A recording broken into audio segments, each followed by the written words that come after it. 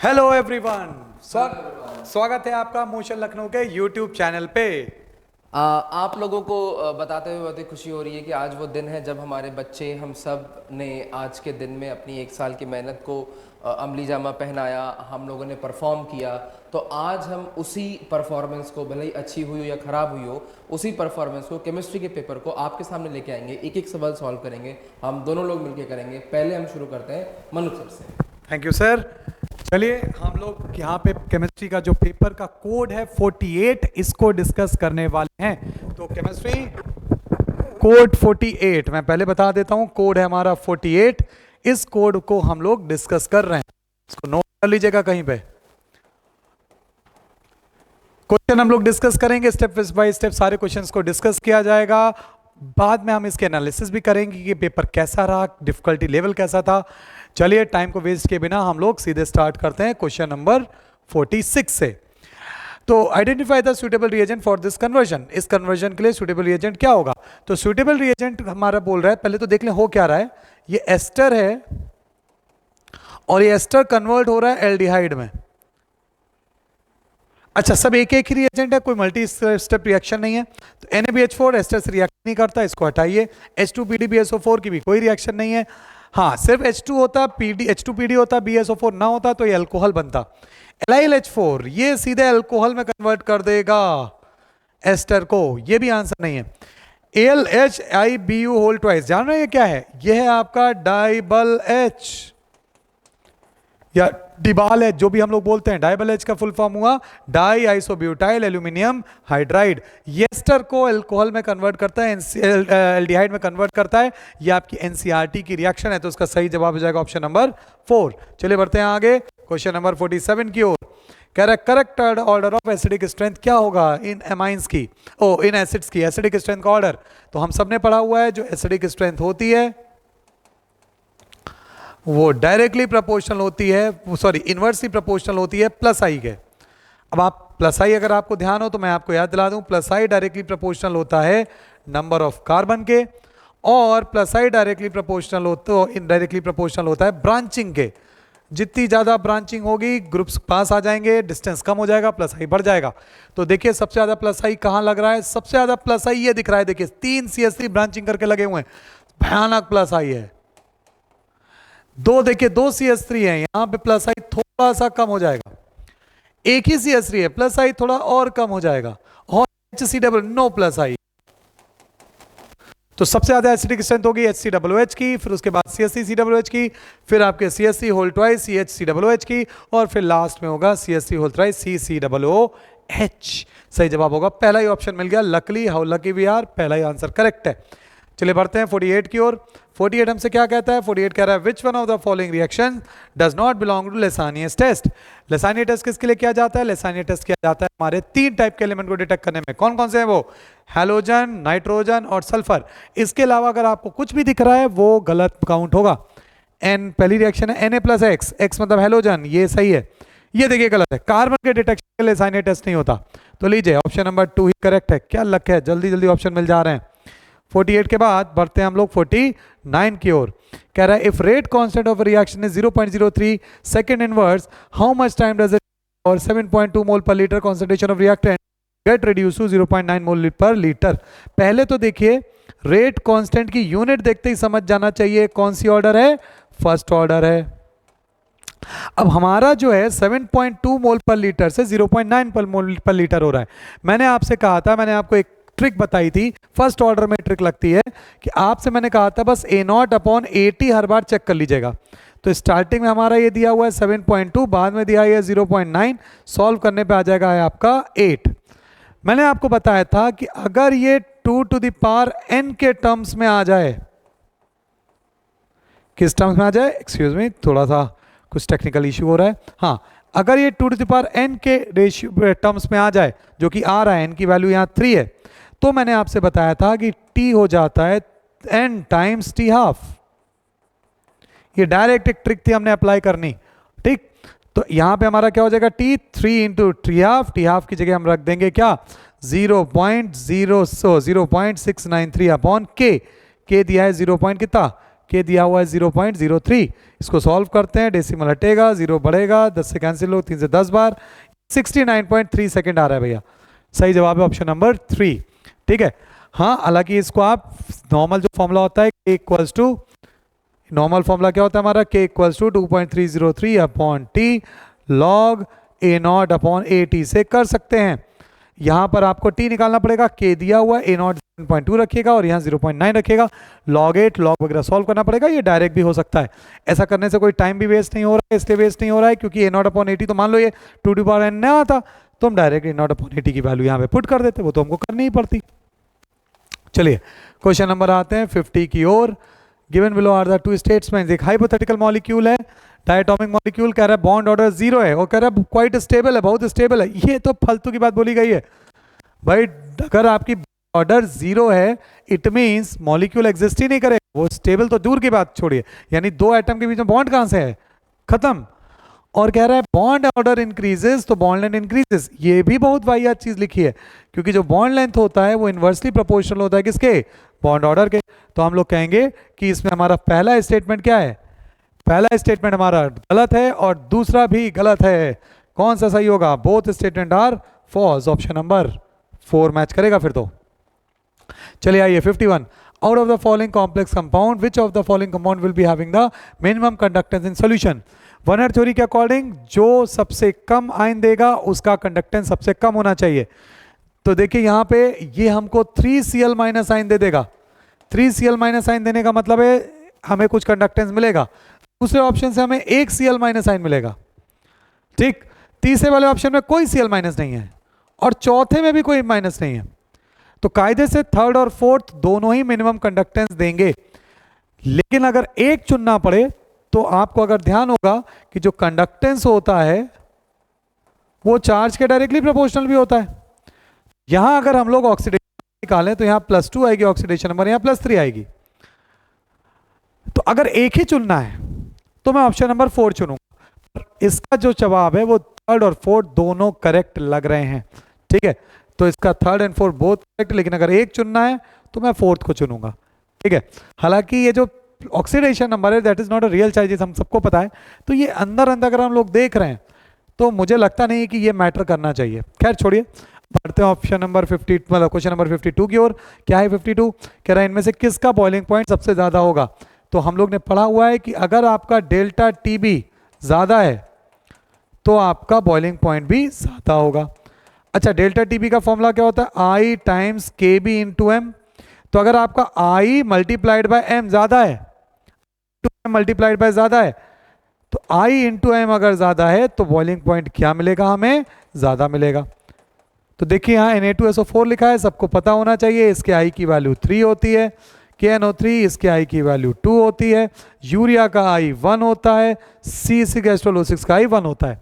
तो बस इसका आई इंटू एम निकाल लेते हैं। चलिए देखिए, यहाँ आएगा 0.01 इंटू 3 यानी 0.3, यहाँ आएगा 0.015, यहाँ आएगा 0.01 और यहाँ आएगा 0.02। तो सबसे ज़्यादा बॉइलिंग पॉइंट होगा फर्स्ट वाले का, फिर होगा आपका फोर्थ वाले का, फिर होगा आपका सेकंड वाले का और फिर होगा फर्स्ट वाले का। लेकिन हमको तो सिर्फ हाईएस्ट बताना था, तो हाईएस्ट हमने बता दिया। चलिए बढ़ते हैं 52 के बाद 53 की ओर। एक एसेशन रीजन क्वेश्चन आया है, जरा देख लेते हैं, काफी बड़ा है, लंबा चौड़ा है, पढ़ना पड़ेगा।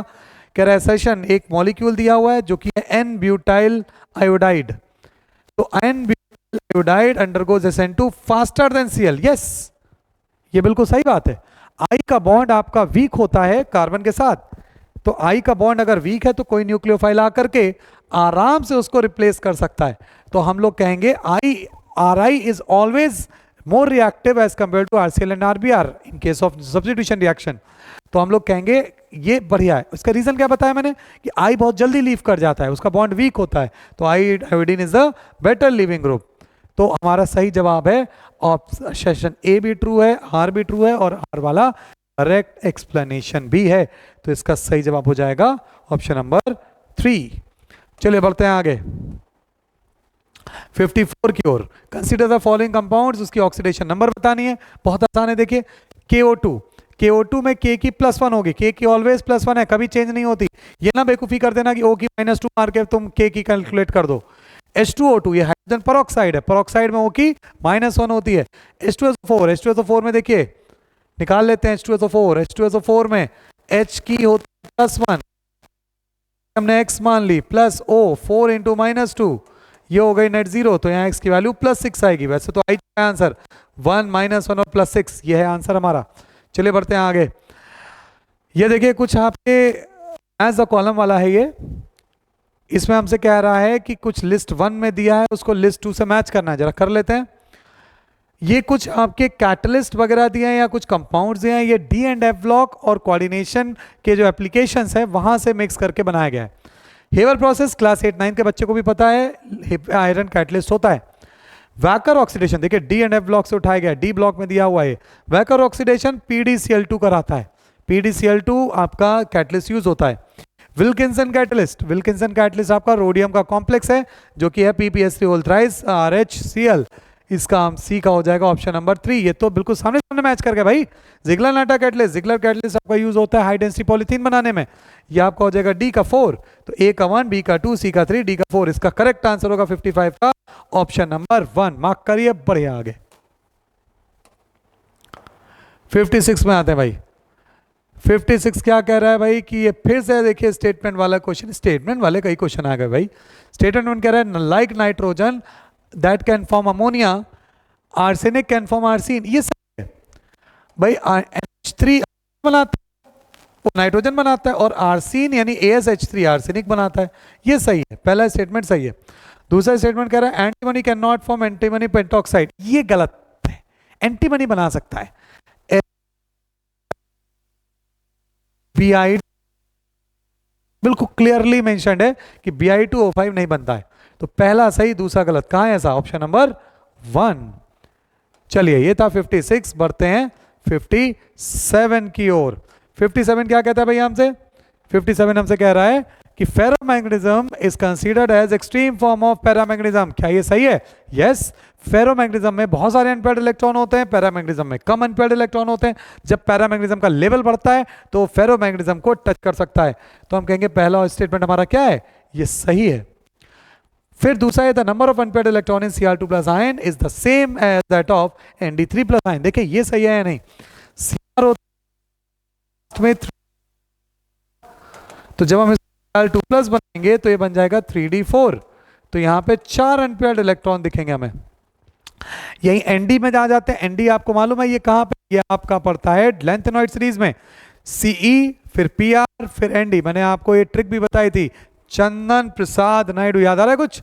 तो Nd का इलेक्ट्रॉनिक कॉन्फ़िगरेशन में हमने आपको याद कराया था। सबसे पहले C का होता है 4f1 5d1, फिर इसके बाद C के बाद Pr का होता है 4f3 5d0, और Nd का होता है 4f4 6s2 5d0, यहां होता है। इसका जरा 3+ बना देते हैं भैया, 3+ करेंगे तो ये बचेगा 4f3, तो अनपेयर्ड इलेक्ट्रॉन कितने हो जाएंगे? 3। नहीं, ये अनपेयर्ड इलेक्ट्रॉन सेम नहीं, ये गलत है। दूसरा स्टेटमेंट गलत है, पहला सही दूसरा गलत, तो हमारा आपका आंसर हो जाएगा ऑप्शन नंबर फिर से 1। चलें बढ़ते हैं हम लोग 57 के आगे, 58 की ओर। कह रहा है which of the following reaction does not give benzene as the product. देखिए बेंजीन हमको एज अ प्रोडक्ट नहीं दे रहा, तो देखिए यहां पे 3 मॉलिक्यूल लगते हैं, ये हमारा साइक्लिक पॉलीमराइजेशन है, रेड हॉट कॉपर या आयरन ट्यूब से पास कराते हैं तो बेंजीन बनता है, बिल्कुल सही है। ये डायजोनियम की रिएक्शन पानी से कराने, वो भी वार्म वाटर से, ये N2 यहां से लीक कर जाएगी और ये वाटर न्यूक्लियोफाइल ने अटैक करके फिनॉल बना देगा, बेंजीन नहीं बनेगा, फिनॉल बनेगा। ये लीजिए, ये हमारा गलत है। और मजे की बात हमसे यही पूछ रहा था, यही हमारा बेंजीन नहीं बना के देगा, तो यही करेक्ट भी है। ये फिनॉल बना रहा है, बेंजीन नहीं बना रहा। बाकी सोडा लाइम डालते हैं, डीकार्बोक्सिलेशन है, एक कार्बन कम होकर के बेंजीन बन जाएगी। एन हेक्सेन है MO2O3 के साथ 773 केल्विन, 10 से 20 atm प्रेशर लगा करके डायरेक्ट एन हेक्सेन से बेंजीन बनाई जा सकती है। चलिए बढ़ते हैं 59 की ओर। XeO3, XeF2, XeOF4, XeF6 देखें जल्दी से। तो XeO3 क्या है? अगर हम लोग इसका हाइब्रिडाइजेशन की चर्चा करें, सिर्फ हाइब्रिडाइजेशन निकाल लीजिएगा, क्योंकि देखिए चारों के हाइब्रिडाइजेशन अलग दिए हैं, शेप निकालने की कोई जरूरत नहीं है। XeO3 क्या होता है? Xe double bond O double bond O double bond O lone pair, 8 valence electron होते हैं ना, तो इसके 3 सिग्मा बॉन्ड, एक लोन पेयर काउंट होगा, हाइब्रिडाइजेशन होगा sp3। XeF2 में एक F, दो F, तीन लोन पेयर होंगे तो इसका हाइब्रिडाइजेशन हो जाएगा sp3d, दो सिग्मा बॉन्ड, तीन lone pair. XuF4 Xe load लिखे, XuF4 डबल बॉन्ड हो, चार F लगेंगे, चार F का मतलब और एक लोन पेयर भी है, पांच सिग्मा बॉन्ड, एक लोन पेयर, हाइब्रिडाइजेशन sp3d2। तो लास्ट में जो XeF6 बच रहा है इसका हो जाएगा sp3d3। तो मैच कर लेते हैं, A का मैच होगा sp3 मतलब 2 से, B का मैच होगा 1 से, C का मैच होगा 4 से। ऑप्शन में आप देख करके इसके आंसर की खुद से हम बताएंगे। चलिए 59, चलिए बताइए दीजिए कौन सा हो जाएगा। A का मैच कर रहा है 2 से, ऐसा कहाँ कहाँ हो रहा है, थर्ड और फोर्थ में।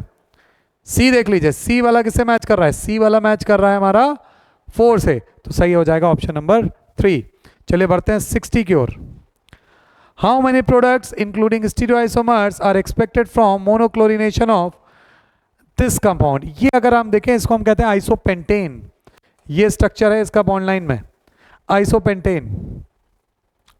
कह रहा है अगर हम लोग आइसोपेंटेन का मोनोक्लोरिनेशन करें तो कितने प्रोडक्ट बनेंगे। तो देखिए कहाँ कहाँ हम लोग क्लोरीन लगा सकते हैं, एक हम लोग यहाँ लगा सकते हैं, एक हम लोग यहाँ लगा सकते हैं, एक क्लोरीन यहाँ लगा सकते हैं, और एक क्लोरीन हम लोग यहाँ लगा सकते हैं। चलिए मैं आपको एक इंटरेस्टिंग चीज़ बताता हूँ इस क्वेश्चन के बारे में। ये क्वेश्चन सबसे पहले आईआईटी में पूछा गया था, यानी जेई एडवांस्ड में। इसके बाद में ये क्वेश्चन जेई मेन में रिपीट हुआ और अब आपके नीट में भी आ चुका है, यानी +2 लेवल के जो सबसे बड़े हमारे साइंस साइड के एग्जाम्स होते हैं उन सब में क्वेश्चन आ चुका है। तो देखिए यहाँ पे हमको ये कार्बन कायरल बनते हुए दिख रहा है, ये कार्बन हमारा कायरल यहाँ भी है, तो इसको हम डेक्स्ट्रो और लीवो दोनों मिला के काउंट करेंगे, यानी कि 2। इसको सिर्फ एक काउंट करेंगे, इसको भी 2 काउंट करेंगे मिला करके, और इसको हम काउंट करेंगे 1।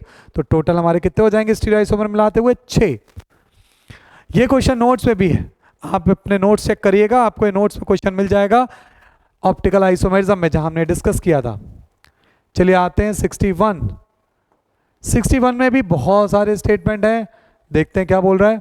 कह रहा है ए है अनलाइक गैलियम, यानी गैलियम की मतलब अनलाइक गैलियम, गैलियम की तरह नहीं, that has very high melting point. अरे ये तो गलत लिखा है, गैलियम का मेल्टिंग पॉइंट बहुत हाई है ही नहीं, gallium melting point 30 degree Celsius होता है, वो तो लिक्विड मेटल है। समर में, इस समय गर्मियों में भैया एकदम लिक्विड रहती है पूरे टाइम, तो हम कहेंगे ए आपका गलत है।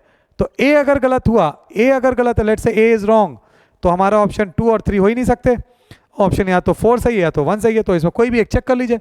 तो ई वाले को चेक कर लेते हैं। चलिए लास्ट में, atomic radius of CS is greater than lithium and RBM, ये भी सही है, रुबिडियम और इससे ज्यादा है, क्योंकि सीएस ग्रुप में नीचे है, डाउन द ग्रुप इंक्रीजेस, तो हमारा ई का हो जाएगा सही जवाब है, ई का हो जाएगा करेक्ट है ये, तो सही जवाब है हमारा 4th ऑप्शन। लेकिन फिर भी बाकी ऑप्शन भी देख लेते हैं। D, correct order of first ionization energy, ये स्पेशल केस है, देखिए एल्यूमिनियम मैग्नीशियम से कम होता है आयनाइजेशन एनर्जी में, ये गलत लिखा हुआ है यहाँ। 4th, argon K plus Cl minus Ca2 plus S2 minus all are isoelectronic, yes ये सही है। जैसे K प्लस K का मतलब 19 इलेक्ट्रॉन, बट K प्लस करने से 18 हो जाएगा, तो ये सही है। ऑन पॉलिंग से electronegative of nitrogen and chlorine are not same, ये गलत है। सबसे ज्यादा इलेक्ट्रोनेगेटिव F की होती है, O की होती है, फिर N और लगभग Cl दोनों बराबर हैं, तो ये गलत लिखा हुआ है। तो इसका सही जवाब हो जाएगा option number 4, C and E only. चलिए ये था क्वेश्चन नंबर 61। बढ़ते हैं 62 की ओर। Standard heat of formation of Ba2+ पूछा जा रहा है। तो standard heat of formation of Ba2+ पूछा जा रहा है, यानी कि ये पूछा जा रहा है ये पूछा जा रहा है डेल्टा HF0, डेल्टा HF0 पूछा जा रहा है, किसका, Ba2+ का, ये पूछा गया है। क्या क्या दिया गया जरा देखना। Standard heat of formation of SO4, ये डेल्टा H, कुछ थोड़ा सा इश्यू आ रहा है, एक सेकंड रुकिएगा। हाँ, दिया गया है डेल्टा HF0 SO4, ये दिया गया है -216 kilo calorie per mole of course. Standard heat of crystallization of BaSO4, देखो ये कैसे लिखा जाएगा, क्रिस्टलाइजेशन मतलब क्रिस्टल बनाना है, तो Ba2+ प्लस SO4 2- गिव्स क्या, BSO4, इसका डेल्टा एच दिया गया है माइनस का 4.5 kilo calorie per mole of course, और लास्ट में standard heat of formation of BSO4 भी दिया है, delta H in formation BSO4 दिया यार -349 दिया हुआ है किलो कैलोरी। तो अब हमको बस करना क्या है, देखिए इस रिएक्शन के लिए डेल्टा एच को हम कैसे लिख सकते हैं जरा देखिएगा, इसको हम लिख सकते हैं delta H equals to delta H formation of product minus delta H formation of reactant. Product में कौन कौन है, BSO4 जिसके लिए हम बोल सकते हैं माइनस का 349 आई गेस, माइनस का 349 माइनस प्रोडक्ट में कौन, रिएक्टेंट में कौन है, Ba2 प्लस और SO4, Ba2 प्लस का x मान लिया, SO4 का दिया है 216, तो ये हो गया x माइनस 216।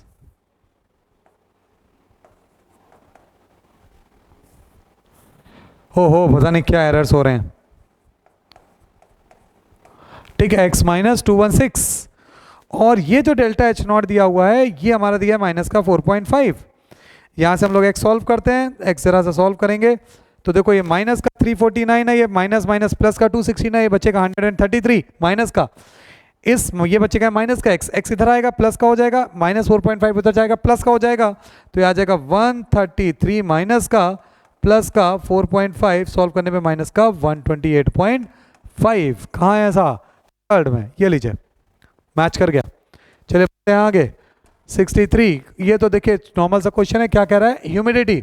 ह्यूमिडिटी में क्या होता है, मॉइस्चर जो है वो एयर में मिला रहता है, तो हम लोग कहेंगे एयर क्या है, गैस, तो humidity is what, liquid in gas. कहाँ मिल रहा है ऐसा, ए का 2। एलॉयज, सॉलिड में सॉलिड का मिक्सचर, मेटल्स में मेटल मिलती हैं तो सॉलिड इन सॉलिड एलॉय। एमेलगम, एमेलगम होते हैं जब मरकरी को किसी मेटल में मिला देते हैं तो हम लोग कहेंगे liquid in solid. Smoke, smoke में कार्बन के कार्बन हो गया या बहुत सारे और सॉलिड होते हैं वो आपके गैसियस फॉर्म यानी एयर में मिल जाते हैं, तो हम लोग कहेंगे इसका ऑप्शन हो जाएगा क्या, ए का 2। कहाँ का है, लास्ट के 2 में, तो ए का 2, बी का किससे मिला है हमने, 1 से, तो ये रहा option number 4 is correct answer. चलिए बढ़ेंगे आगे 64, एक रिएक्शन दी गई है उसका डेल्टा एच दिया गया है और बोला जा रहा है कि कौन सा, डेल्टा एच की वैल्यू नेगेटिव है बाय द वे, तो कहा जा रहा है बताइए कौन सा करेक्ट रिप्रेजेंटेशन होगा डायग्राम के थ्रू। देखिए हम लोग ने पढ़ा हुआ है डेल्टा एच होता है प्रोडक्ट की इंथैल्पी माइनस रिएक्टेंट की इंथैल्पी, तो अगर डेल्टा एच की वैल्यू नेगेटिव है तो इसका मतलब प्रोडक्ट की इंथैल्पी कम है यानी प्रोडक्ट की एनर्जी कम है, तो जहां प्रोडक्ट की एनर्जी कम दिखे हम उसको मार्क कर सकते हैं। ये देखिए यहाँ प्रोडक्ट की एनर्जी कम दिख रही है पहले में, दूसरे में प्रोडक्ट की एनर्जी ज़्यादा है, ये नहीं हो सकता, तीसरे में प्रोडक्ट की एनर्जी कम दिख रही है, ये हो सकता है, चौथे में भी ज़्यादा दिख रही है, ये नहीं हो सकता, तो आइदर आंसर 3 इज करेक्ट और आंसर 1 इज करेक्ट। लेकिन हमको सबको मालूम है कि तो रिएक्टेंट से जो पीक होती है तो एक्टिवेशन एनर्जी होती है, तो यहाँ इन्होंने एक्टिवेशन एनर्जी को 74.8 बोल रखा है, नहीं ये गलत है, सही जवाब है ऑप्शन नंबर 3, तो हम लोग कहेंगे कि करेक्ट आंसर हो गया ऑप्शन नंबर 3। उम्मीद करते हैं आपका ये सही हुआ हो। शुगर के बारे में बोला जा रहा है, it is found in honey, honey में पाई जाती है, अच्छा it's a keto sugar, keto sugar तो 2 हमारे सिलेबस में बस फ्रक्टोज है, तो फ्रक्टोज देखिए डी फ्रक्टोज, अच्छा देखिए सुक्रोज में भी फ्रक्टोज मिलती है पर इसको हम लोग, ये डाइसैकेराइड है, फिर भी देख exist in alpha beta form में तो सुक्रोज ही एग्जिस्ट करेगी, ये तो सुक्रोज तो वो फ्रक्टोज ही एग्जिस्ट करेगा अल्फा बीटा फॉर्म में, सुक्रोज तो करेगा नहीं। लीवोरोटेटरी नहीं, सुक्रोज डेक्सट्रोरोटेटरी होता है, लीवोरोटेटरी सिर्फ क्या है, फ्रक्टोज, तो बड़ा ही आसान सवाल आया था एकदम लॉलीपॉप टाइप, 65 का ऑप्शन नंबर 4। चलिए 66, number of possible isomers of C4H8O, C4H8O के नंबर ऑफ पॉसिबल आइसोमर्स कौन से वाले बनाने हैं, अरे नहीं बनाने, साइक्लिक ईथर बनाने हैं, बनाते हैं। चलिए ये लीजिए एक साइक्लिक ईथर ये बनेगा, एक ऑक्सीजन 4 कार्बन मिलाते हुए, ये देखिए दूसरा ये बनेगा, अभी एक कार्बन लगाना बाकी है तो एक कार्बन को मैंने यहां लगा दिया, एक ये भी बन सकता है, फिर देखिए 4 के बाद हम लोग 3 की रिंग में स्विच कर रहे हैं, 2 कार्बन बच रहे थे, एक ये हो सकता है, एक ये भी हो सकता है और एक ये हो सकता है, इतने हैं। लेकिन देखिए फिर एक बार मैं बोलूं, इन्होंने फिर ये पूछा है कितने स्टीरियो आइसोमर भी होंगे। अब सोचिए आइसोमरिज्म पे इतना इतना वेटेज दे दिया इस बार नीट में। आइसोमरिज्म के देखिए 3 बड़े बड़े सवाल आ चुके हैं, सब में स्टीरियो आइसोमर पूछ लिया है। चलिए देखते हैं, ये देखिए ये कार्बन कायरल हो जाएगा, ये वाला कार्बन क्या हो जाएगा, कायरल। चूंकि ये कार्बन कायरल है इसलिए इसके 2 आइसोमर काउंट किए जाएंगे, एक नहीं, डेक्स्ट्रो और लिवो। ये कार्बन कायरल नहीं है तो ये एक ही काउंट होगा, यहाँ भी कोई कायरल नहीं है, ये भी एक ही काउंट होगा। ये देखिए 2 कायरल हैं और ये सिमेट्रिक स्ट्रक्चर है, तो यहाँ पे आपका फॉर्मूला लगेगा। स्टीरियो आइसोमर का फॉर्मूला होता है 2 to the power n-1 plus 2 to the power n-2/2। ये फॉर्मूला तब लगाते हैं जब n यानी कायरल कार्बन इवन हो। तो ये आपका फॉर्मूले में वैल्यू पुट करिएगा, ये 3 आएगा, 2 की पावर 1 प्लस 2 की पावर 0 यानी कि 3। ये देखिए यहाँ कोई कायरल कार्बन नहीं है तो इसको 1 ही काउंट करेंगे, तो देखो 1 2 3 और 1 4 3 7 1 8 और ये कार्बन देखिए कायरल बन रहा है, तो ये कार्बन चूंकि कायरल बन रहा है तो इसको डेक्सो लीवो 2 काउंट करते हुए 10। सही जवाब है आंसर आपका 10, 66 का बनेगा 1। चलिए बढ़ते हैं आगे, 67 में आते हैं। कह रहा है एक रिएक्शन दी गई है, उसके लिए कहा जा रहा है रिएक्शन का रेट कांस्टेंट लिखते हुए चलते हैं। बैकवर्ड रिएक्शन का rate constant which is KB is higher than forward reaction, higher है बाय अ फैक्टर ऑफ 2500, यानी केबी इक्वल्स टू है 2500 टाइम्स केएफ। फिर कह रहा है केपी बता दीजिए, कुछ नहीं करना है इसमें, सीधे अपॉन केबी निकालते हैं। केएफ अपॉन केबी क्या आएगा, ये आएगा 1/2500। अच्छा केएफ अपॉन केबी को हम लोग क्या बोल देंगे, केसी बोल देंगे। ठीक है, पूछा क्या जा रहा है, केपी पूछा जा रहा है, केपी केसी का रिलेशन लगा देंगे। क्या होता है केपी केसी का relation, KP equals to KC R T की power delta N G. KC की जगह लिख दिया 1/2500 इंटू आर की जगह पे हम लिख देंगे 1/12, टी की जगह पे कर देंगे 1000 डेल्टा एन जी। प्रोडक्ट के गैस माइनस रिएक्टेंट के गैस, तो 2 - 1 यानी कितना हो गया 1। सॉल्व करते हैं जरा, 0 0 कैंसिल होगा, 0 0 कैंसिल होगा, 5 से गया 2 बार, 5 से गया 5 बार, फिर ये 2 से गया 6 बार, ये आ रहा है 1/30। 1/30 इज व्हाट, 0.033। सही जवाब हो जाएगा ऑप्शन नंबर 1। चलिए आते हैं क्वेश्चन नंबर 68 की ओर। 68 क्या कह रहा है, ratio of the wavelength of the light absorbed by a hydrogen atom when it undergoes n equals to 2 to n equals to 3 and n equals to 4 to n equals to 6 transition respectively is। चलिए देखते हैं इसको क्या बोल रहा है ये। Ratio wavelength 2 to 3 और 4 to 6 कैसे करेंगे, जल्दी इसको देखिए। पहले हम लोग 2 to 3 के लिए देखते हैं, n equals to 2 से n equals to 3 फॉर्मूला लगा देते हैं, सीधा सा फॉर्मूला है, लैम्डा को 1/λ equals to r z square 1/n1 square minus 1/n2 square.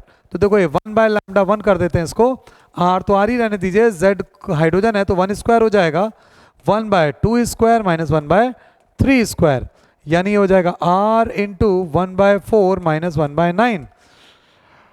तो ये आपका आ जाएगा r इंटू 5/4 इंटू 9, ये हमारा 1/λ1 आ रहा है। चाहे तो यहाँ से λ1 भी लिख सकते हैं, 4 टाइम्स 9/5 इंटू आर, ये λ1 हो गया भाई। अब 3 4 to 6 same formula directly apply, 1/λ2 equals to R z square, z की जगह पे 1 स्क्वायर ही रख देंगे। अब ये क्या हो जाएगा देखिए इधर, ये हो जाएगा 1/4 स्क्वायर माइनस 1/6 स्क्वायर, तो r 1/16 माइनस 1/36, ये आ जाएगा आपका क्या, यहाँ 4 कॉमन ले लीजिए, देखिए नीचे 16 और 36 में 4 कॉमन है, 4 बाहर निकाल लिया, r/4 इंटू ये लो मैंने बेवकूफ़ी की, 1/4 माइनस 1/9, ये आ रहा है r इंटू 5/4 इंटू 4 इंटू 9, यानी ये 1/λ2 आया, तो λ2 क्या आ जाएगा 4 into 4 into 9 divided by 4 into 5। अब आप बस λ1/λ2 कर दीजिए, तो देखो λ1/λ2 ओरली दिख रहा है, r इंटू 5 दोनों क्या हो जाएंगे कैंसिल, ठीक है, 4 इंटू 9 क्या हो जाएगा कैंसिल, तो λ1/λ2 क्या आएगा 1/4। सही जवाब हो जाएगा ऑप्शन नंबर 2। ठीक है, एक सेकेंड,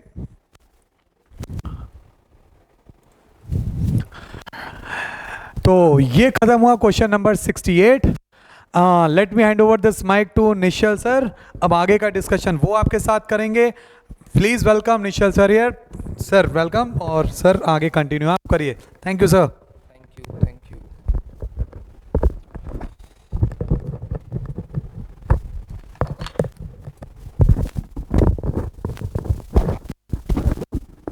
हेलो एवरीवन। तो आई होप आप लोगों का अच्छा रहा होगा पेपर।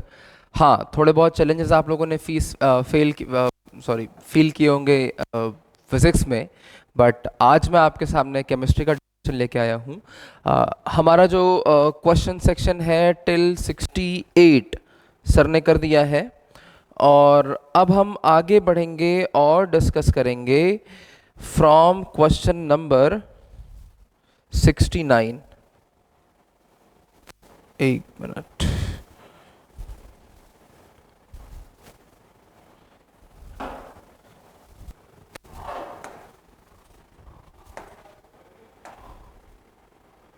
इससे ना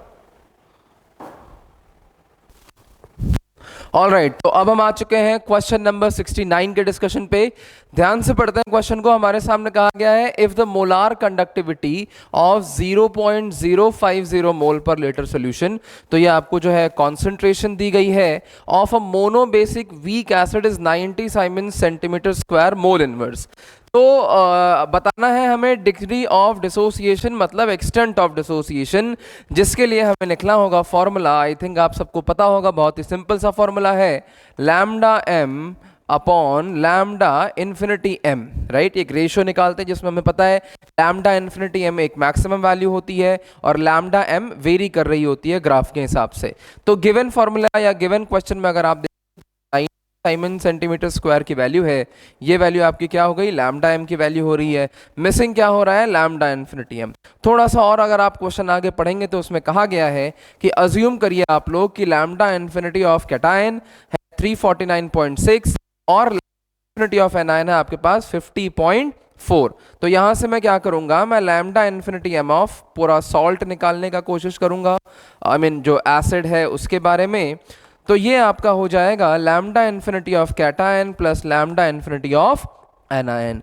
लैम्डा इन्फिनिटी ऑफ कैटायन की वैल्यू आपको दी गई है 349.6, इसमें आपको ऐड ऑन करना होगा 50.4, तो ये आपका आ जाएगा 0 पॉइंट लगा के, ये 9 + 1 0, 4 + 1 4 + 1 आपका क्या हो जाएगा 5 + 1 क्या हो जाएगा 0। तो ये जो वैल्यू आपकी आई lambda infinity M of weak monobasic acid कितनी आ गई 400। अगर आप ध्यान देंगे तो हो सकता है आपके जहन में सवाल आया कि ये वीक मोनोबेसिक एसिड है, हो सकता है कि ये डाई बेसिक हो तो हमें 2 से मल्टीप्लाई करना पड़े, ट्राई हो तो 3 से करना पड़े।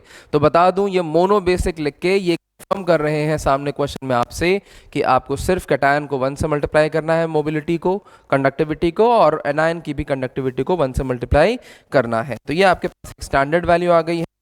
इसको जब आप पुट करेंगे तो अल्फा की वैल्यू आ जाएगी लैम्डा एम जो आपके सामने है वो है 90 अपॉन में आप कर देंगे इसको 400, 0 0 कैंसिल आउट हो जाएगा, ये आपके पास आएगा 9/40।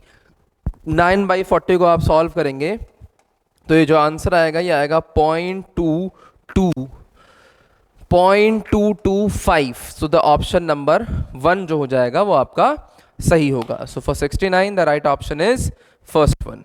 चलिए आगे बढ़ते हैं। इसके बाद हमारे पास आता है क्वेश्चन नंबर 70। बहुत ही शानदार क्वेश्चन है, राइट। इस क्वेश्चन को अगर आप देखेंगे तो आपको लिक्विड सॉल्यूशन की याद आएगी क्योंकि यहाँ पे वेपर प्रेशर की बात करती है। देखते हैं, हमें कहा गया है 5 मोल ऑफ लिक्विड एक्स, तो हमारे को 2 चीज़ें दी गई हैं। मैं मान के चलता हूँ कि एक एक्स है और एक हमारे पास वाई है। तो मुझे एक्स के मोल्स ऑफ एक्स कितने दिए गए हैं 5 दिए गए हैं, और आपको y के मोल्स 10 दिए गए हैं। हमने इन दोनों को मिक्स किया, एक सॉल्यूशन बनाया जिसका वेपर प्रेशर आया 70 टॉर। तो ये जो आपका टोटल वेपर प्रेशर आ रहा है वो आ रहा है 70 torr. The vapour pressure of pure X and pure Y 63। Pure मतलब पी नॉट कर लीजिए, जब हम पी नॉट करेंगे तो पी नॉट एक्स की वैल्यू यहाँ पे क्या आ जाएगी 60, पी नॉट एक्स की वैल्यू आ जाएगी 63 टॉर आ जाएगी। यहाँ पे अगर आप लिखोगे पी नॉट वाई, इसकी वैल्यू आपकी आ जाएगी 78 टॉर, राइट। अब हमें बताना है कि the following is true regarding the solution is ideal.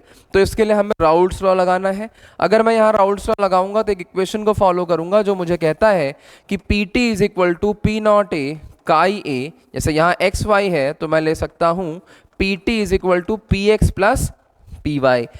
Elaborate करेंगे तो यहाँ आ जाएगा P naught X into chi X plus P naught B into chi P naught Y into chi Y. X के लिए आपको देखो मोल्स दिए गए हैं, मोल पी नॉट दिया गया है, यहाँ पे इसके मोल्स दिए गए हैं, ये इसके पी नॉट दिया गया है। अच्छा, अगर मैं इसका मोल फ्रैक्शन निकालूं एक्स का, तो एक्स के मोल कितने हो गए आपके 5, टोटल कितने हो गए 5 + 10 15, तो ये आपके पास क्या आ गया 1/3 मतलब 0.33। यहाँ पे अगर आप देखोगे, आपको अगर मोल फ्रैक्शन निकाल देने हैं, मोल फ्रैक्शन ऑफ वाई अगर मैं निकालूंगा तो इसके मोल्स दिए गए हैं आपके सामने 10, टोटल कितने हो जाएंगे 15, तो ये वैल्यू आपके पास क्या आ जाएगी 2/3 मतलब 0.66। ठीक है, मोल फ्रैक्शन भी आपके सामने आ गए, क्या ही करना है वैल्यू में पुट कर दीजिए आप चीज़ें यहाँ पे। तो पी नॉट एक्स की वैल्यू आपके सामने आ जाएगी यहाँ पे 63 मल्टीप्लाइड बाय उसके मोल फ्रैक्शन 3। ठीक है, इसके बाद यहाँ पे मैं ऐड कर दूंगा इसको से पी नॉट वाई जिसकी वैल्यू कितनी दी गई है आपके सामने 78, उसमें आप मल्टीप्लाई करेंगे 0.66 राइट। तो ये जो आपके सामने आ जाएगा टोटल प्रेशर 0.6 20 लगभग या जब आप वैल्यू ऐड करोगे तो ये आएगा 73 के अप्रॉक्सीमेट वैल्यू आएगी। तो ये आपने राउल्ट्स लॉ के हिसाब से निकाला कि भाई कितना आ रहा है टोटल वेपर प्रेशर सॉल्यूशन का। अब ये कह रहे हैं कि गिवन डेटा के हिसाब से सॉल्यूशन का वेपर प्रेशर, मतलब इन्होंने जो माना वो कितना माना 70 टॉर, आपने जो कैलकुलेट किया वो कितना किया 70, तो आपकी उम्मीद क्या थी 70 की, बट आपको मिल क्या रहा है 73। तो 73 आपको बेसिकली राउल्ट्स लॉ से मिल रहा है, तो आइडियली कितना होना चाहिए था 73, और ऑब्जर्व्ड क्या है 70, जो दिया गया है वो ऑब्जर्व्ड है, तो आइडियल था 73, ऑब्जर्व कितना हो रहा है 70, मतलब नेगेटिव डेविएशन आ रहा है। तो सोल्यूशन आइडियल है नहीं। Solution has volume greater than the sum of individual volumes, नहीं, क्योंकि ये तो पॉजिटिव डेविएशन में होता है। यहाँ पे आप देखेंगे पॉजिटिव डेविएशन दिखा रहा है, नहीं, शोज नेगेटिव, तो राइट। तो क्वेश्चन नंबर 70 का राइट ऑप्शन क्या हो जाएगा 4th हो जाएगा। ऑल राइट, आगे बढ़ते हैं फॉर क्वेश्चन नंबर 71। ये क्वेश्चन नंबर 71 आपका मोल कॉन्सेप्ट का क्वेश्चन है। इस मोल कॉन्सेप्ट के क्वेश्चन में अगर आप देखोगे तो आपको कहा गया है कि find the number of atoms. यहाँ लिखा है among the following choose the one with equal number of atoms. ध्यान दीजिएगा, क्वेश्चन थोड़ा सा आसान बनाने के लिए आपको समझना है कि भाई आपको क्या दिया गया है, मास दिया गया है, उसको किससे डिवाइड कर दीजिएंगे, मोलर मास से डिवाइड करेंगे, उससे आ जाएंगे आपके मोल्स को आप मल्टीप्लाई कर देंगे किससे Na, ताकि क्या आ जाए आपके number of molecules. Mass molecule का दिया गया है तो नंबर ऑफ एटम कभी नहीं आएंगे, जैसे ही आपके नंबर ऑफ मॉलिक्यूल आएंगे आपको उनकी एटॉमिसिटी से मल्टीप्लाई करना होगा। चलिए एक एक करके काम करते हैं। अगर मैं यहाँ पे पहले वाले सीन इसको समझाने की कोशिश करूं तो गिवन मास कितना है आपके सामने 212, मोलर मास कितना दिया गया 106 राइट 106। इसको जो है आप किससे मल्टीप्लाई कर देंगे Na से, तो नंबर ऑफ एटम्स आ जाएंगे, एटॉमिक नंबर ऑफ मॉलिक्यूल्स आएंगे, फिर आपको उससे किससे मल्टीप्लाई करना पड़ेगा 2 + 1 3 + 3 6 से करना पड़ेगा राइट। तो ये आपके सामने आ जाएगा 1, this will be equal to what 2, तो यहाँ आंसर आ जाएगा 12 Na एटम। टोटल एटम्स की बात कर रहा हूँ मैं। सेकेंड ऑप्शन में मुझसे कहा जा रहा है 248, तो अगर मैं यहाँ पे लिखूं तो it will be 248 gram. Given mass हो गया, मोलर मास हो गया इसका 62 ग्राम। फिर आप इसको किससे मल्टीप्लाई कर देंगे Na से। एटॉमिसिटी देखिए यहाँ पे 2 है और एक कितना हो गया 3 हो गया, यहाँ हो गया आपका 3, ये क्या हो जाएगा आपका 6 4 जा 4 टू जेड राइट 4 3 जा कितना आ गया आपके पास 12 Na। क्या आंसर आ रहा है सेकंड का ऑप्शन का 12 Na एटम्स। फिर आपके सामने लिखा है 240 ग्राम ऑफ NaOH। इसको अगर आप ध्यान से देखेंगे तो गिवन मास कितना आ जाएगा 240 ग्राम, मोलर मास कितना है 40, तो आप इसको 40 से डिवाइड कर देंगे, फिर आप जो है इसको मल्टीप्लाई किससे करेंगे Na से। नंबर ऑफ एटम्स कितने आएंगे, एक सोडियम एक ऑक्सीजन एक हाइड्रोजन, तो यहाँ पे क्या आ जाएगा 3। फिर this will be equal to 6 3 जा 18 Na। ठीक है ना। ऑप्शन नंबर 4 जो आपके पास दिया गया है 12 ग्राम ऑफ हाइड्रोजन दिया है, इसको अगर आप आगे लेके जाएंगे तो यहाँ पे आप लिखेंगे 12 ग्राम, हाइड्रोजन कितना हो जाएगा आपका 2 ग्राम, मल्टीप्लाई करेंगे आप इसको Na से और फिर आपके सामने 2 आ जाएगा, तो क्या आ जाएगा 6 2 जा 12 Na। तो ये हो गया आपका फोर्थ ऑप्शन। फिफ्थ ऑप्शन में आपको दिया गया है 220 ग्राम्स ऑफ कार्बन डाइऑक्साइड। तो 220 ग्राम को आप इसके गिवन मास जो कि है 44 ग्राम, इससे आप डिवाइड करेंगे, Na से जो है आप मल्टीप्लाई कर देंगे और फिर एक दो और एक, दो ऑक्सीजन एक कार्बन दोनों के ऐड करेंगे तो आपकी ये वैल्यू आ जाएगी। प्रोसीड करेंगे तो 11 4 जा 11 2 जा 20 आ जाएगा और ये हो जाएगा 5, ये आ जाएगा 15 Na। थोड़ा सा लंबा है, चलेगा, कोई दिक्कत नहीं, आसान था। वाई डायग्राम से अगर आपने किया होता तो बहुत ही आसानी से आप आंसर लेके आ सकते थे। अब मैं इसमें वैल्यूज को मैच करूंगा। तो यहाँ देखिए, यहाँ वैल्यू आ रही है 12 Na, यहाँ पे वैल्यू क्या आ रही है 12 Na। तो A मैच कर रहा है, B मैच कर रहा है। फिर आप आगे जाएंगे तो यहाँ पे वैल्यू आ रही है 18, ये तो मैच नहीं कर रहा, और फिर D मैच कर रहा है। तो A मैच किया, B मैच किया, D मैच किया, E भी नहीं कर रहा है, A B D। तो option number fourth is right. मैं आपको फिर से ध्यान दिला दूं कि जो हल्का सा गलती अगर आप लोग कर सकते हो तो वो ये कर सकते हो कि जल्दबाजी में, हड़बड़ाहट में नंबर ऑफ एटम्स की जगह शायद आपने नंबर ऑफ मॉलिक्यूल्स निकाल दिए हों और गलत ऑप्शन तक पहुंच गए हो। एनीवे, अगर आपने एटॉमिसिटी के कॉन्सेप्ट को ध्यान में रखा होगा जो हम लोगों ने क्लास में बहुत अच्छे से समझा था, आपका ये आंसर ज़रूर सही आया होगा।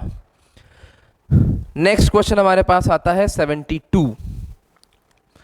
क्वेश्चन नंबर 72 को अगर आप ध्यान से देखेंगे तो कह रहे हैं विच of the following is paramagnetic. मतलब पैरामैग्नेटिक कौन से हैं?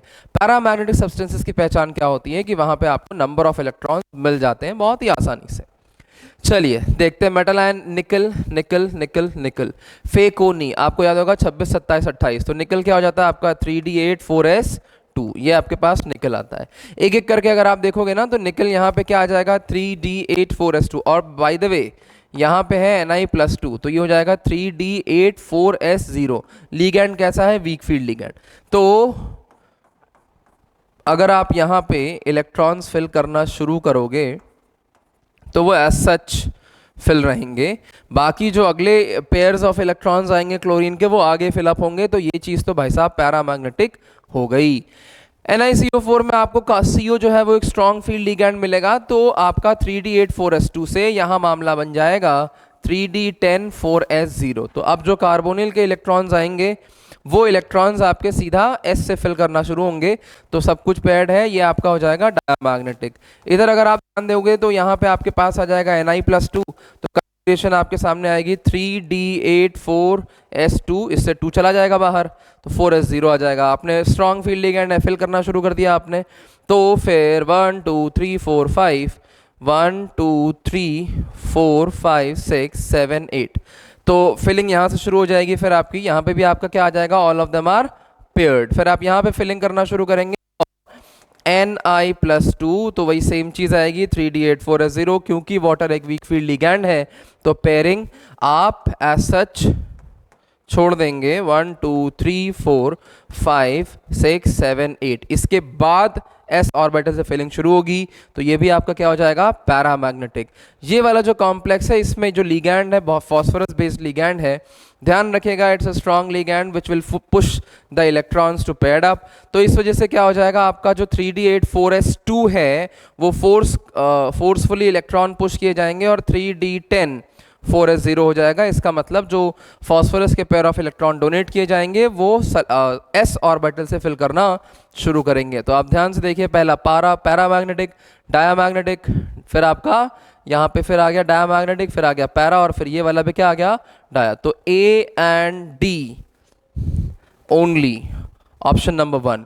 तो थोड़ा सा अगर आपने ध्यान दिया होता और लिगैंड की पहचान कर ली होती तो क्वेश्चन बहुत ही सही था। उसके बाद अब आगे बढ़ते हैं for question number 73। Question number 73 chemical kinetics से है कि कहा जा रहा है कि if half life of the first order reaction is 1 minute, मतलब ये जो वैल्यू दी गई है ये दी गई है T हाफ की वैल्यू, then the time required for 99.9% completion.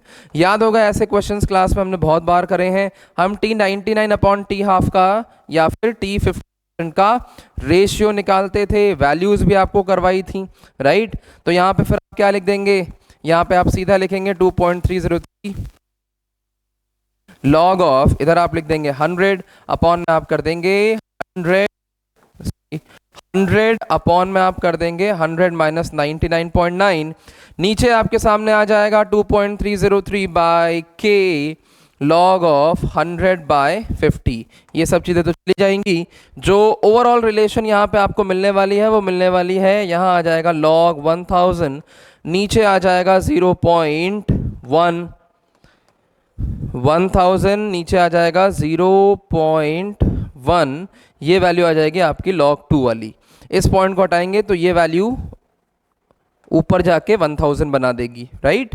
तो जो रिलेशन आपके सामने आया वो आया T 99.9% upon T 50% is equal to log 10 की पावर 3 अपॉन log 2। log 10 की पावर 3, 3 log 10, 3 हो गया। सो टेक्निकली ये हो गया 3 अपॉन 0.3, राइट।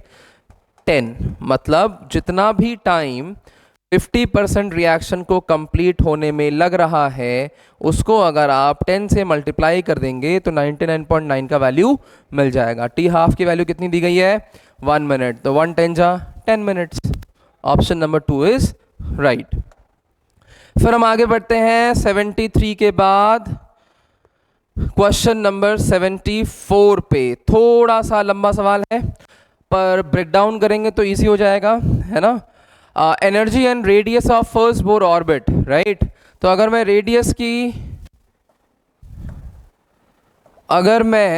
रेडियस की रिलेशन की बात करूं तो ए नॉट की वैल्यू इन्होंने पिकोमीटर में दी है और सारी रेडियस पिकोमीटर में निकाली है।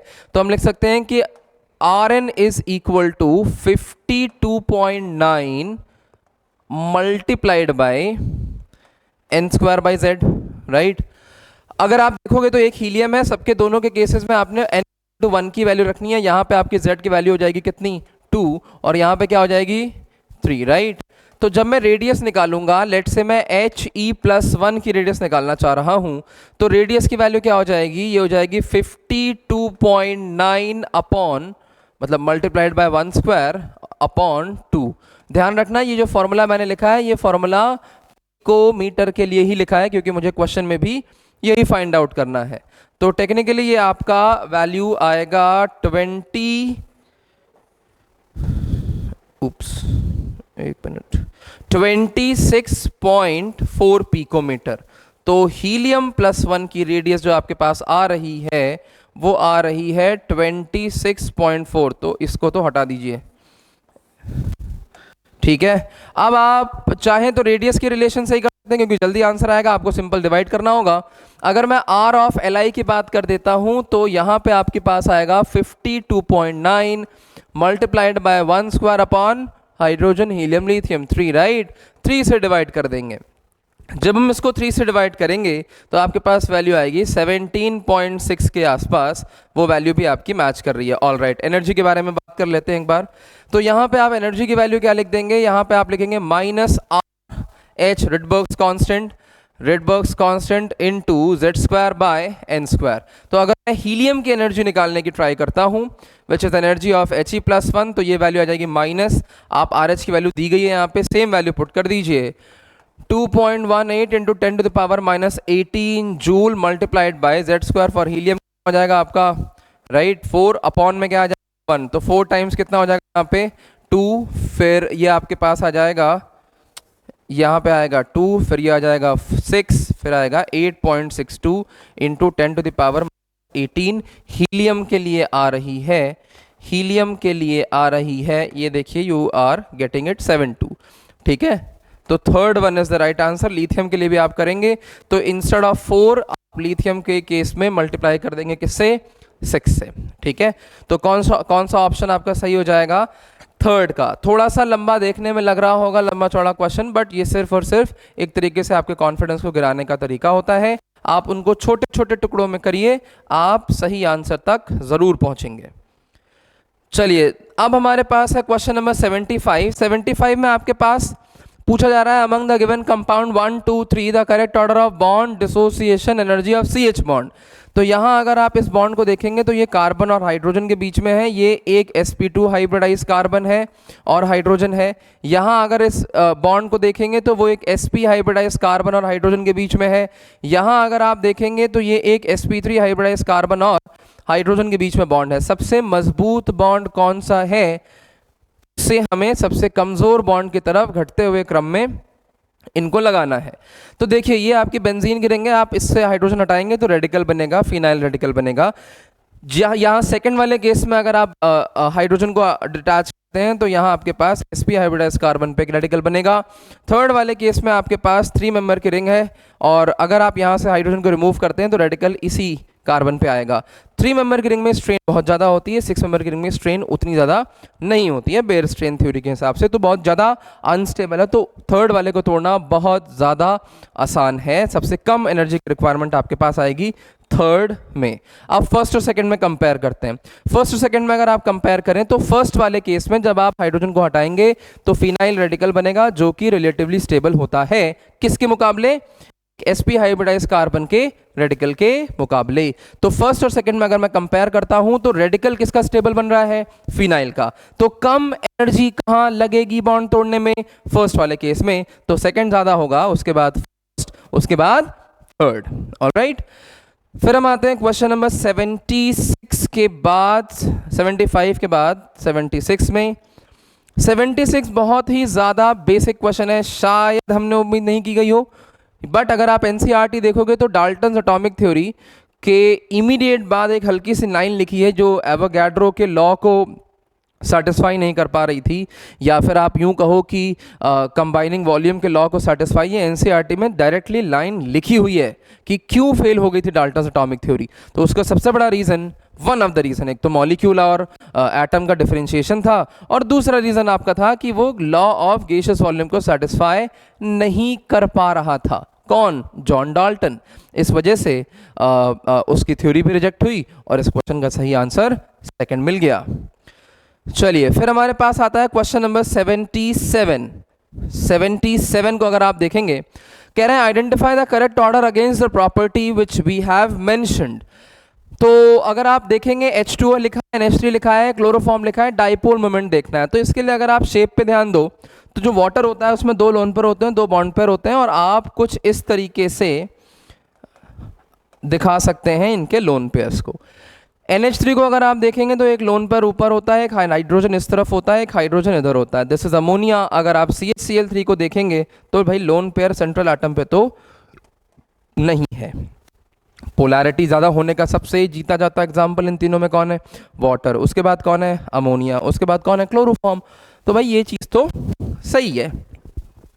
सेकंड में मुझसे कहा जा रहा है नंबर ऑफ लोन पेयर बताइए सेंट्रल एटम पे। HCF4 की बात करूंगा तो Hc बीचों बीच में होता है, 4 फ्लोरीन सेम टेबल पे होते हैं, एक लोन पेयर नीचे एक ऊपर, तो यहाँ पे 2 लोन पेयर हो गए। HCO3 की अगर मैं बात करता हूँ सेंट्रल एटम होता है डबल बॉन्ड O से 3 लगे होते हैं एटम्स और एक लोन पेयर आपका वहाँ पे होता है। ध्यान देना कि सेंट्रल एटम की बात हो रही है लोन पेयर काउंट करने की, टर्मिनल एटम की नहीं। HCF2 की अगर हम बात करेंगे तो आपके पास 2 बॉन्ड पेयर होते हैं और जो लीनियर शेप में होते हैं, बाकी टेबल पे ही 3 बॉन्ड लोन पेयर्स आपके पड़े हुए होते हैं। तो 2 bond pair up and down and 3, तो ये 1 2 3 कोई सीक्वेंस तो फॉलो नहीं हो रहा है। थर्ड में आएंगे अगर आते हैं तो पहला है OH, फिर NO। ये बॉन्ड लेंथ तो भाई साहब गलत लिखी है, CH की OH से कम नहीं होती है। बॉन्ड एंथैल्पी का अगर हम बात कर लें तो N2 में आपके ट्रिपल बॉन्ड देखने को मिलता है, O2 में आपको डबल और H2 में क्या मिलता है? सिंगल। बॉन्ड ऑर्डर बढ़ता है तो बॉन्ड स्ट्रेंथ बढ़ती है और बॉन्ड एंथैल्पी भी बढ़ती है। तो ये फोर्थ वाला जो D का ऑर्डर है वो सही है, तो ऑर्डर A और D सही है, विच इज थर्ड ऑप्शन। 77 का ऑप्शन थर्ड सही है।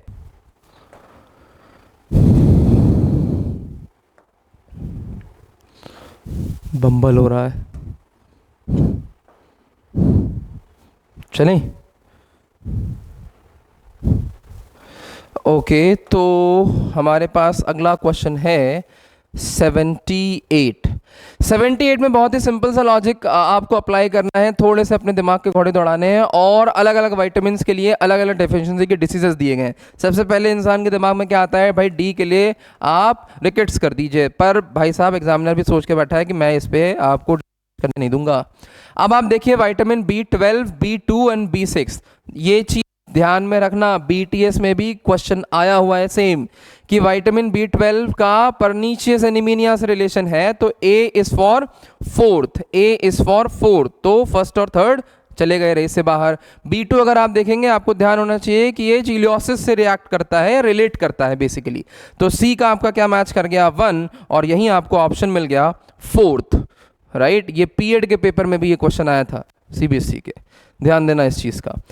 तो अगर आप आएंगे नेक्स्ट क्वेश्चन पे जो है क्वेश्चन नंबर 79 में हमसे कहा जा रहा है कि correct order of basic strength बतानी है। तो सबसे पहले आपके पास लिखा है N इथाइल इथेनामाइन मतलब CH3 CH2N, फिर आपके पास CH2 CH3, फिर आपके पास सेकेंड है इथेनामाइन मतलब CH3 CH2, और फिर यहाँ आपके पास क्या लग गया है NH2, फिर लिखा है N मिथाइल एनिलीन मतलब एक 2 डिग्री चीज़ है। यहाँ पे आपने नाइट्रोजन लगाया, फिर आपने CH3 लगाया और हाइड्रोजन लगा दिया। बेंजीन अमाइन की अगर हम बात करते हैं तो यहाँ 6 मेंबर की रिंग आ जाती है और आप NH2 लगा दोगे। अब आप सिंपल कंपेयर करो तो आप देखोगे इस चीज़ को कि एलिफेटिक है एलिफेटिक है, एरोमेटिक एरोमेटिक, मतलब ये तो भाई ज़्यादा बेसिक होंगे।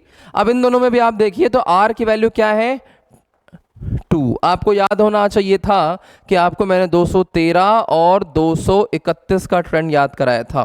तो 231 यहाँ पे फॉलो होगा क्योंकि R इथाइल है, ये फॉलो होता है जब आपका ये मिथाइल होता है। तो सबसे ज़्यादा बेसिक आपके पास ये आ जाएगा, उसके बाद सेकंड वाला ऑप्शन आएगा।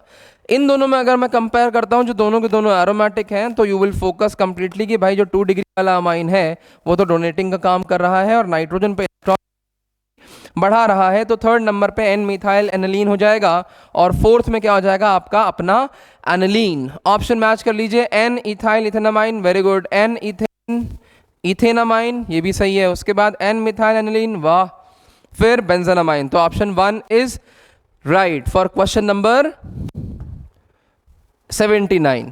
चलिए आगे चलते हैं। आगे हमारे पास है question number 80, correct order of wavelength of light, मतलब मुझे लैम्डा के बारे में बताना है बाय द फॉलोइंग कॉम्प्लेक्सेस। अलग अलग कॉम्प्लेक्सेस हैं तो कॉम्प्लेक्सेस की CFSE से आप इसको सीधे से रिलेट कर देंगे। अगर ये वैल्यू ज़्यादा होगी तो लैम्डा आपके वैल्यू को कम करेगा।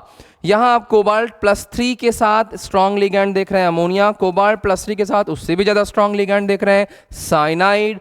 यहाँ आपको कॉपर +2 के साथ मिल रहा है, टेट्राहेड्रल स्टेट में मिल रहा है वाटर। यहाँ टाइटेनियम +3 के साथ आपको मिल रहा है वाटर। तो आप देखो तो सबसे स्ट्रॉन्ग सबसे ज़्यादा CFSE वाला कंपाउंड आपके सामने है कौन सा, B, क्योंकि साइनाइड है, स्ट्रॉन्ग लिगैंड है। मेटल आयन आपके पास क्या है, कोबाल्ट। उसके बाद आप जाएंगे तो अमोनिया आएगा जो कि ऑप्शन 1 में आता है। C और D में अगर मैं कंपेयर करता हूं तो सबसे ज़्यादा इन दोनों में अगर मैंने देखा तो इसमें CFSE ज़्यादा होती है आपकी टाइटेनियम वाले कॉम्प्लेक्स की जो एक्वा हेक्सा एक्वा है, और लास्ट में आपके पास कॉपर आता है +2 स्टेट में। तो ये जो है आपका ट्रेंड हो गया किसका, CFSE का। इसका एग्जैक्टली उल्टा करेंगे तो लैम्डा का ट्रेंड। तो B में सबसे कम, उससे ज़्यादा A, उससे ज़्यादा D और सबसे ज़्यादा लैम्डा किस में हो जाएगा, C। मैच करिए देखिए, फोर्थ ऑप्शन से आप मैच कर गए। चलते हैं आगे और हमारे पास आता है क्वेश्चन नंबर 81। क्वेश्चन नंबर 81 को अगर आप ध्यान से देखेंगे तो यहाँ लिखा है which one of the following compound does not decolourise bromine water. Bromine water test for unsaturation, right. यहाँ ध्यान दीजिए तो ये जो डबल बॉन्ड है ये ब्रोमीन वाटर को डीकलराइज कर देगा ताकि विसिनल डाइब्रोमाइड बन जाए। अच्छा, एनिलीन में अगर आप देखेंगे तो डबल बॉन्ड तो बेंजीन की रिंग में है, तो यहाँ आप की उम्मीद तो नहीं करेंगे, बट आप बेंजीन की रिंग पे उम्मीद करेंगे कि ब्रोमिनेशन हो जाए। क्यों? क्योंकि जो NH2 है वो हाईली डोनेटिंग ग्रुप का है, 2,4,6 ट्राइब्रोमो बन जाएगा और ब्रोमीन अगर रिएक्ट करता है तो डीकलराइज होता है। ऑप्शन 3 किसी भी तरीके से आपको अनसैचुरेशन नहीं नजर आ रहा है, ना ही सब्स्टिट्यूशन ना ही एडिशन होने के चांसेस हैं, तो ये डज नॉट पूछा गया है, मतलब ये आपका सही जवाब है। चौथा भी देख लेते हैं। चौथा में क्या है, सब्स्टिट्यूशन हो जाएगा आपका क्योंकि OH एक डोनेटिंग नेचर का ग्रुप है और वो बेंजीन की 2,4,6 पे ब्रोमीन लगा देगा। तो 81 ऑप्शन थर्ड। आगे हम चलते हैं तो क्वेश्चन नंबर 82 पे हमारे को कहा गया है प्रेडिक्ट द सीक्वेंस यहाँ बताना है। तो सबसे पहले आपके सामने एक 5 मेंबर की रिंग है, अनसैचुरेशन है और यहाँ क्या लग गया है, CH3। पहला रिएजेंट जो आपके सामने है वो है HBr और बेंजोइल परऑक्साइड। याद होना चाहिए कि परऑक्साइड की प्रेजेंस में HBr की एडिशन आप AMR फॉलो करेंगे। तो 2 कंटेंडर्स हैं आपके पास, एक ये वाला कार्बन है और एक ये वाला कार्बन है। कौन सा रिच है, AMR में हम अमीर को गरीब बनाते हैं, गरीब को अमीर बनाते हैं। यहाँ आपके पास एक भी हाइड्रोजन नहीं है, यहाँ एक है, जहाँ पे एक है वहाँ और लगा दीजिए तो फिर यहाँ आपके पास आ जाएगा CH3 और इस तरफ आपका ब्रोमीन लगेगा। फिर आपके सामने KCN दिया है, सब्स्टिट्यूशन कराएंगे, CN को लेके आ जाएंगे, यहाँ पे CN को लेके आ जाएंगे तो ये आपके पास आ जाएगा CN, राइट, यहाँ तक हुआ। फिर सोडियम अमालगम इथाइल अल्कोहल में रिडक्शन करा देंगे, बेसिकली हाइड्रोजनेशन एक तरीके से आप समझो इसको, जहाँ पे C और N के बीच के बॉन्ड्स तोड़ दिए जाते हैं और हाइड्रोजन को अटैच किया जाता है और CH2NH2 बनता है लास्ट में मेजर प्रोडक्ट। तो NC तो नहीं रहेगा, एक सेम कार्बन पे भी नहीं आएगा, हाँ बिल्कुल अलग कार्बन पे आएगा, यहाँ पे भी नहीं आएगा। तो 82 का ऑप्शन सही क्या है, थर्ड वाला। पहले हमने क्या कराया, AMR, फिर सब्स्टिट्यूशन और फिर रिडक्शन। फिर हम आगे आते हैं क्वेश्चन नंबर 83 पे। क्वेश्चन नंबर 83 आपका प्यूरिफिकेशन एंड सेपरेशन वाले कॉन्सेप्ट से आया है, जहाँ पे सबसे पहले इन्होंने क्लोरोफॉर्म और एनिलीन की बात करी है। ये एक सिंपल हाई बॉइलिंग मिक्सचर्स हैं और इनको सेपरेट करने के लिए आप सिंपल डिस्टिलेशन का इस्तेमाल करें। फिर आपके पास है crude oil in petroleum industries, जिसमें आपको पता होगा कि फ्रैक्शनल डिस्टिलेशन का काम करते हैं बड़े बड़े टावर्स में। फिर ग्लिसरॉल फ्रॉम स्पेंटाइनिन, स्पेंट वन आइन, ये ग्लिसरॉल एक बहुत ही ज़्यादा हाई बॉइलिंग लिक्विड है जिसको सेपरेट करने के लिए हमें खास डिस्टिलेशन की ज़रूरत पड़ती है, which is under reduced pressure. Aniline in water आखिरी में आपका स्टीम डिस्टिलेशन से जाएगा। तो यहाँ अगर आप ध्यान से देखेंगे तो A आपका मैच कर गया फोर्थ से, B आपका जाएगा थर्ड से, फिर C जो है वो आपका किससे जा रहा है, फर्स्ट से, और D जा रहा है आपका सेकंड से। तो अगर आप 83 में देखेंगे तो आपको यहाँ पे सही ऑप्शन क्या मिल जाएगा, थर्ड वाला। 83 के बाद हमारे पास आता है 84। 84 में हमसे कहा गया है कि which among the following electronic configuration belongs to main group SP, right? तो देखिए यहाँ लिखा है, ये ब्लर क्यों हो गया, ओके यहाँ पे अगर देखेंगे तो पहले लिखा है नियॉन 3s1, तो ये तो मेन ग्रुप का एलिमेंट है, फर्स्ट S1। यहाँ देखेंगे तो 3d3 4s2, ये तो D का हो गया। फिर आप यहाँ देखिए 4d10 5s2 5p5, ये P ब्लॉक का चला गया। ये आ गया 3d10 4s1, ये तो तुम्हारा D9 वाली कैटेगरी में आ गया। फिर ये तो F में कैटेगरी में चला गया। तो A और C जो है वो कहाँ बिलोंग करते हैं, मेन ग्रुप रिप्रेजेंटेटिव एलिमेंट्स को। तो ऑप्शन सही क्या है, फोर्थ। आगे हमारे पास है क्वेश्चन 85। 85 में कह रहे हैं which one of the following compound can exhibit या exist in cis trans isomer. तो आपके सामने 1,1 डाइमिथाइल साइक्लोप्रोपेन। 1,1 है, मतलब रिस्ट्रिक्टेड रोटेशन के हिसाब से अलग अलग ग्रुप्स लगे ही नहीं हुए, तो ये नहीं दिखा रहा है। 1,2 डाइमिथाइल साइक्लोहेक्सेन, मतलब एक यहाँ लगा और एक यहाँ लगा है। तो यहाँ पे आप दो ऑप्शंस लगा सकते हो, एक आप दोनों ग्रुप्स जो है अपोजिट साइड लगा लो, या फिर आप दोनों ग्रुप्स जो है वो सेम साइड लगा लो। तो सेकंड आपको सही आंसर मिल जाएगा। पेंट 1 ENE में आपको कोई double bond across different groups देखने को नहीं मिलेंगे। उसके बाद आप आगे बढ़ेंगे तो आपके पास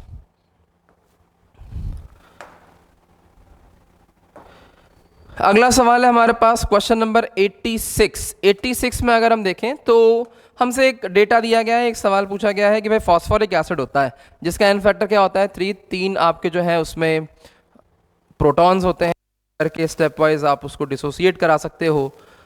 और फर्स्ट ऑप्शन में आपसे कंपेयर करवाई गई हैं वैल्यूज को कंपेयर करवाया गया है। तो यहाँ पे आप सिंपली कह सकते हो कि ये आपका जो H3PO4 है ये डिसोसिएट हो गया, पहले देगा H2PO4 -1, उसके बाद आपको दे देगा HPO4 -2 और फिर आपको दे देगा PPO4 -3। स्टेप वाइज डिसोसिएशन अगर आप देखोगे तो सबसे पहले वाले को अपन क्या बोल देंगे, इसको KA1, इसको क्या बोल देंगे KA2, इसको क्या बोल देंगे KA3। ओवरऑल आपका यहाँ से लेकर यहाँ तक कैपिटल के बोला जाएगा। अगर इन तीनों में रिलेशन निकाली जाएगी तो वो रिलेशन आ जाएगी K = KA1 × KA2 × KA3। अब कहना है कौन सी स्टेटमेंट सही है। अगर आप इसी को फंडामेंटल बना के आगे बढ़ो, लॉग ले लो, तो log K = log KA1 + log KA2 + log Ka3 होगा, पहली स्टेटमेंट सही है।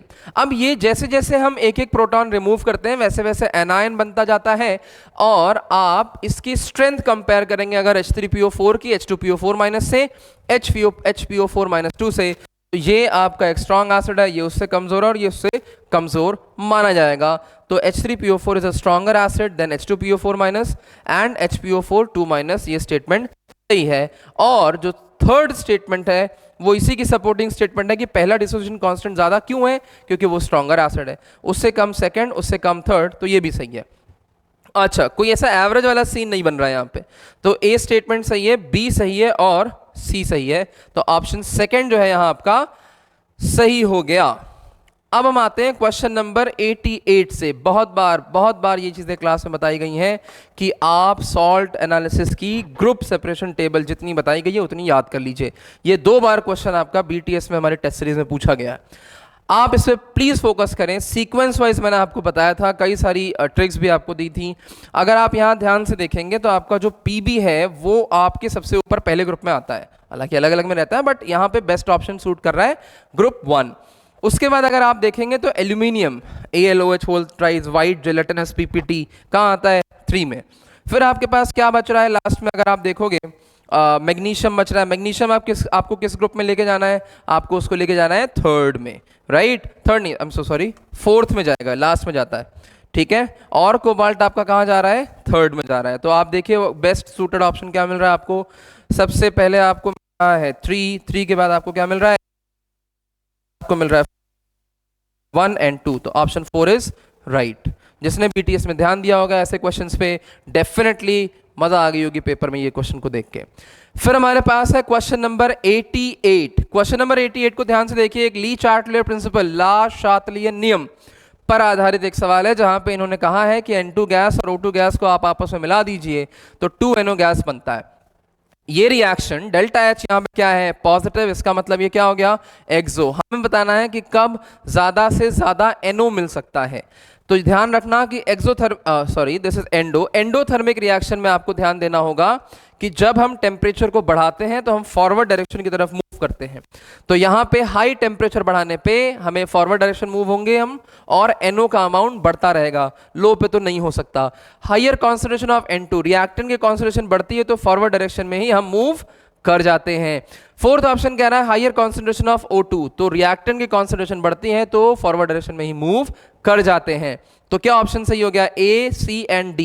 A, C, D कहां मैच कर गया आपका, सेकंड में। 88 के बाद हम आते हैं गाइस क्वेश्चन नंबर 89 पे। 89 हमारे सामने एक असर्शन रीजन है। असर्शन रीजन आपको स्टेटमेंट 1 स्टेटमेंट 2 कहा गया है, अच्छा स्टेटमेंट बेस्ड क्वेश्चन है।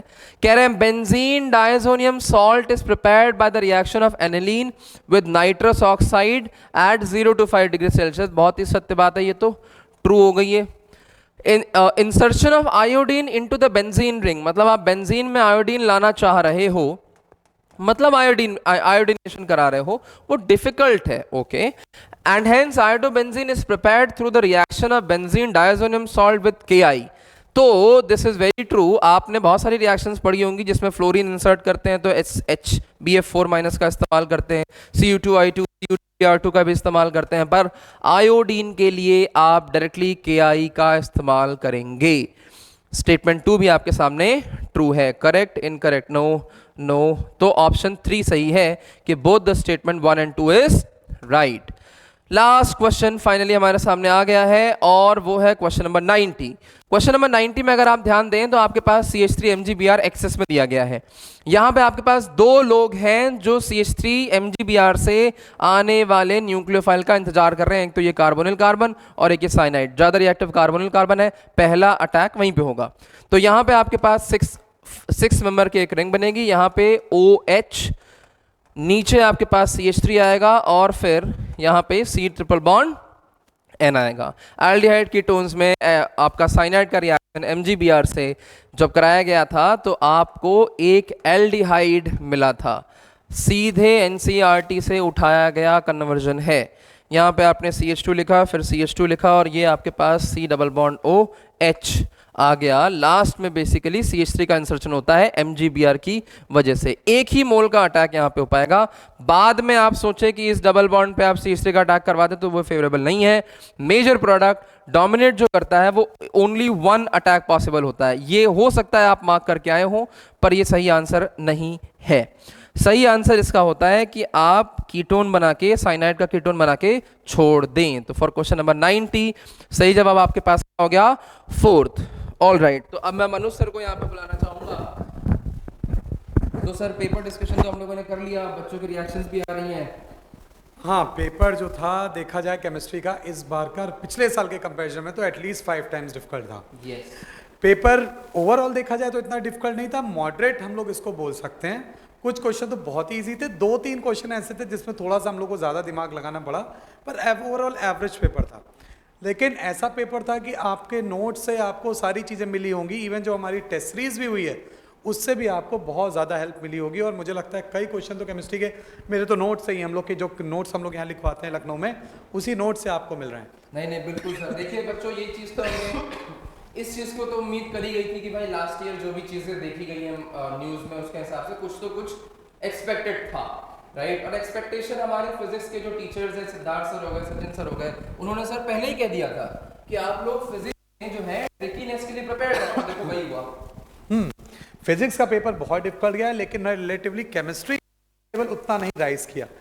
इस केमिस्ट्री और बायो सेलेक्ट करवा रहे हैं। अगर आपका केमिस्ट्री और बायो में नेगेटिव नहीं हो और एक डिसेंट स्कोर आपने किया है, फिजिक्स में अगर एवरेज स्कोर भी किया है 100-120 के अराउंड भी, सिलेक्शन के बहुत ज्यादा चांसेस हैं। निराश मत होइएगा, पर आपका जैसा गया है आपने बहुत बढ़िया किया है। बाकी आप सारी बात कुछ और बात करनी हो हमसे आकर के सेंटर में मिलिए, हमसे आके पर्सनली डिस्कस करिए, फोन करिए, जो आपको सही मीडियम लगता है हमसे बात करिए, हम आपको गाइड करेंगे। बिल्कुल सर। मैं आखिरी में बस ये कहना चाहूँगा कि मोशन लखनऊ का जो भरोसा है वो बच्चों के साथ तैयारी करने से पहले भी होता है, तैयारी के दौरान भी होता है, और तैयारी के बाद भी होता है। तो हम कल भी थे आपके साथ, आज भी हैं आपके साथ, और आने वाले कल भी आपके साथ रहेंगे। क्यों सर? बिल्कुल बिल्कुल। तो चलिए इन्हीं शब्दों के साथ हम विराम देते हैं, और अगले ऐसे ही किसी सेशन में मिलेंगे। मोशन है तो भरोसा है। Thank you very much. Thank you, good night.